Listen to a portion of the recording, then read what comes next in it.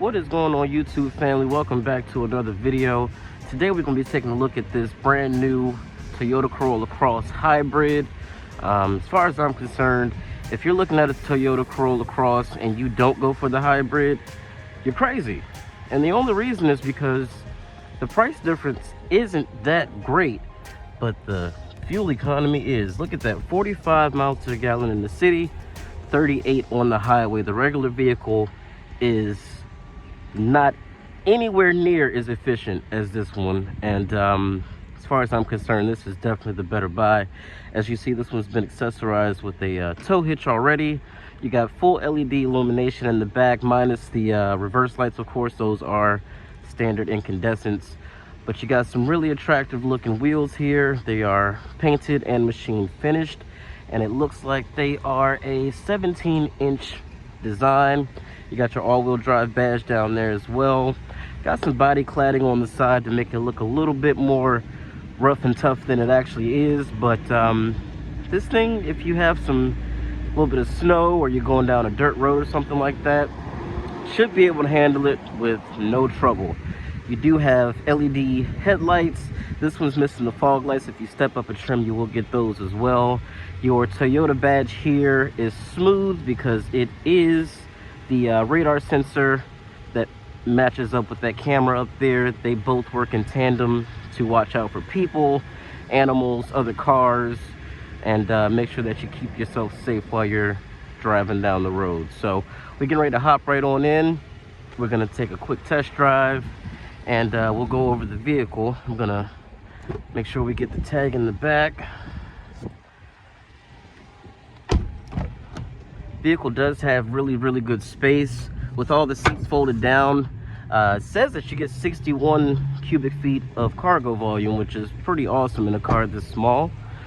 And the hatchback is not powered, of course, but that's okay. It's super light and very easy to raise up. I'll just shove the tag there and hope it stays. It's got a cargo cover as well, and with the seats folded up, you're looking at about 21.5 cubic feet of space. So again, still very practical, and nice package with respect to space, practicality, and efficiency. This particular model does not have power seats. Everything is manual, which is, in my opinion, totally acceptable in a car like this. Toyota loves to do simulated stitching on plastic, which I think is hilarious, but again, at this price point for everything else you're getting, not really upset about it. We're gonna hop right in. All right, now that we're inside, let's go over a few things.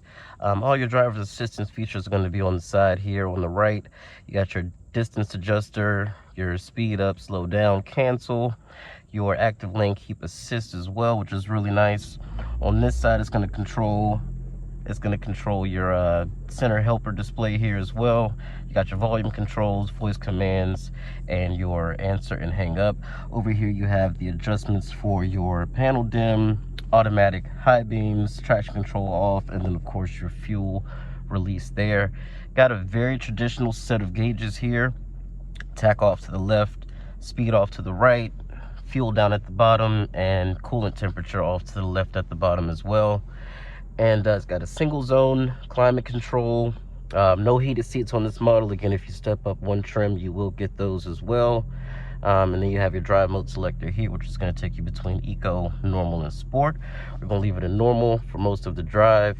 It does have an EV mode as well, which is just as long as the vehicle is fully charged. I just pressed it, and the engine is completely off. You do have an auto hold function, which is really nice as well, and a very traditional shifter. Once you put it in reverse, you do get your backup camera there. No guidance lines with this model, but this is a very small car, so it's not necessarily something that you'd be missing. And then you have a sport mode, which is going to simulate shifts, even though this is an eCVT. It's very good for regenerating that extra energy while you're going down hills. Just pop this back a few times and you'll charge the battery a little bit faster. Other than that, it looks very much like a Corolla in here, as it's based on. So this one does have sunroof and the accessories for the roof racks and crossbars, which is pretty nice. Other than that, folks, we're just getting ready to set off and see how this little thing drives.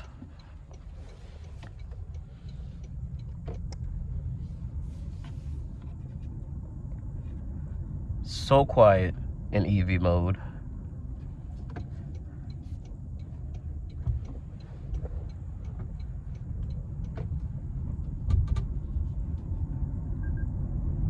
And then once you get above 25 miles an hour, the engine kicks on.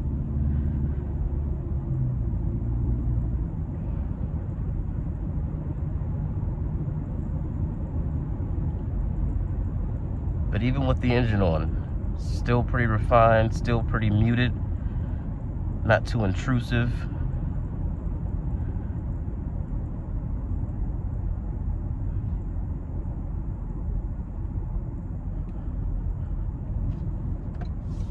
See if they take the same route. They're driving an XSE RAV4 Prime, so that thing is very, very quick.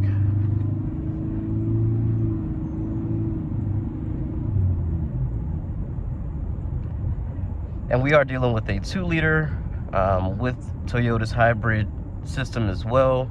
Combined output is 196 horsepower, so you're looking at almost 200 horsepower. And in something that's this small and relatively light, moves out pretty well.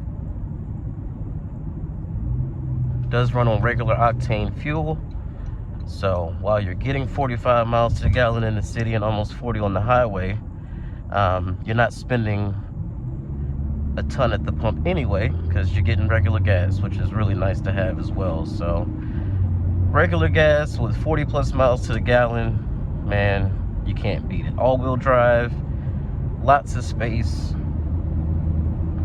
well-built vehicle.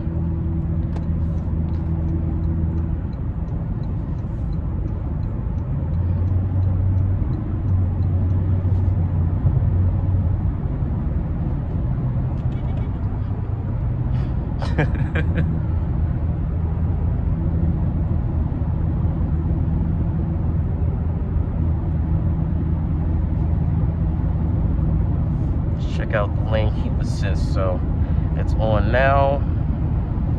Oh, you know what? This is just road departure. If you set it with the actual cruise control, then it will be lane tracing as well. So I'm not going to stay on here long enough to really do all of that, but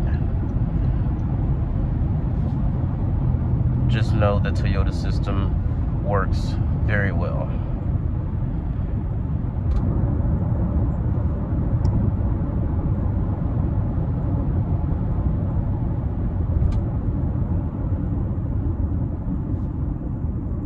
One thing to get used to when you're driving the hybrid for the first time is going to be the brakes. They're going to feel just a little touchy compared to what you're used to. And of course, that's because of the regenerative braking that's happening. So might feel like you're pressing the gas slightly, but it feels like it's biting a little bit harder. That's all that's happening. And you get used to it. You definitely get used to it. It won't take you long to get used to it all. I'd say probably within your first week of ownership, you'll be a pro at braking with your hybrid. And it looks like the vehicle is charged up enough where we're just pretty much coasting, and it's put itself back into EV mode even though we're doing above 25 miles an hour. I'm not asking for a whole lot of acceleration, so it's deemed that the engine doesn't need to be on, and that's pretty cool, man. Whenever it needs the engine, if you give it a little bit of throttle, it'll kick right back in. And I think that that's why hybrids are pretty much a really good safe spot.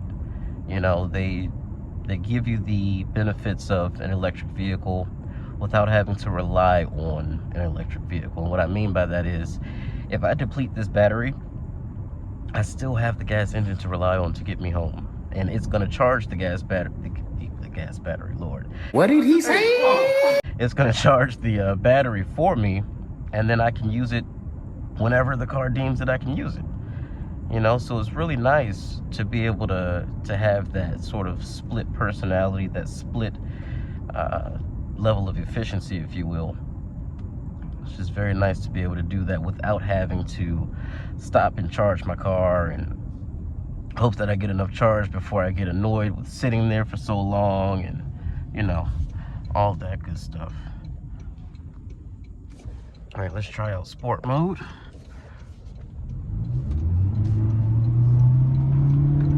Oh yeah, This thing is not slow. 60. I mean, this thing is not slow at all.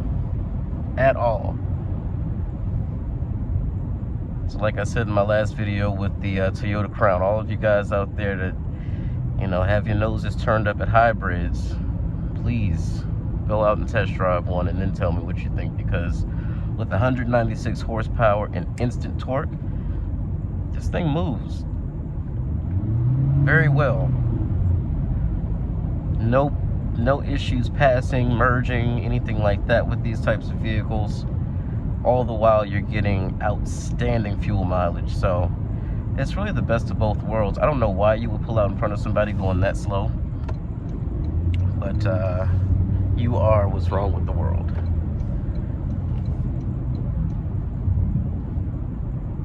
And I'll show you what I mean by the regen braking. So I'm literally, if you can see, my feet are on the floor, and it's bringing us to a nice slow crawl, all while putting juice back into that battery. So it's very good at what it does.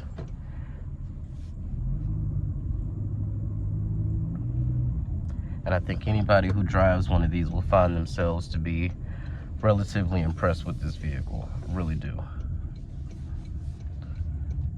So I want to thank you guys for joining me today, and let me know what you think of the Corolla Cross Hybrid. I will try to also drive a standard gas model just to compare the two, but it's down on power and it's severely down on efficiency. So I am absolutely 100% a fan of the hybrid version versus the gas. Same thing with the RAV4 and the Camry. Just a better overall package for your money and way more efficient. So why not, you know?